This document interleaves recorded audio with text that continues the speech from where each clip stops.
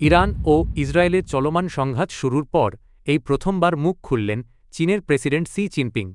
তিনি বলেছেন, ইরানের বিরুদ্ধে ইসরায়েলের সামরিক অভিযানকে কেন্দ্র করে মধ্যপ্রাচ্যে হঠাৎ উত্তেজনা বৃদ্ধি পাওয়ায় চীন গভীরভাবে উদ্বিগ্ন।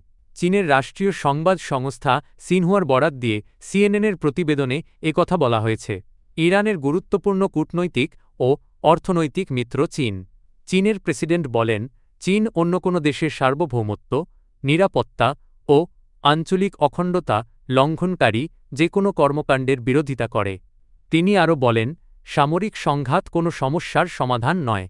আঞ্চলিক উত্তেজনা বাড়ানো আন্তর্জাতিক সম্প্রদায়ের সম্মিলিত স্বার্থে নয়।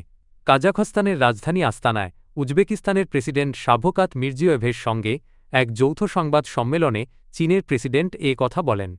তিনি সেখানে দ্বিতীয় চীন-মধ্য এশিয়া শীর্ষ সম্মেলনে অংশ নিচ্ছেন। চীনের প্রেসিডেন্ট আরও বলেন, সব পক্ষকে যত দ্রুত সম্ভব এই সংঘাত প্রশমনে কাজ করতে হবে। চীন শান্তি ও স্থিতিশীলতা ফিরিয়ে আনতে গঠনমূলক ভূমিকা রাখতে সব পক্ষের সঙ্গে কাজ করতে প্রস্তুত।